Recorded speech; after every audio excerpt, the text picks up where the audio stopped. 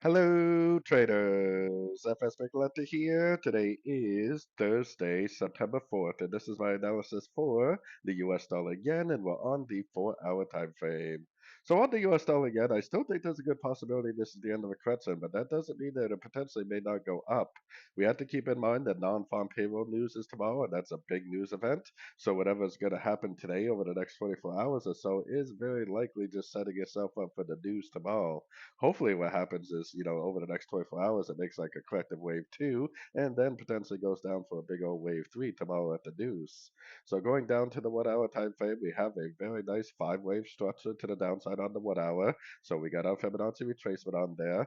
I think there's a pretty good chance that we will make some sort of an overlapping corrective pattern like an ABC or a WXY, something along those lines that will probably take about 24 hours or more to play out, hopefully making its way up to one of these Fibonacci retracement levels and giving us a really nice setup for tomorrow's non-farm payroll news. So anyways, don't forget to check out my website linked over here in the corner. And as always, thank you for watching and happy trading.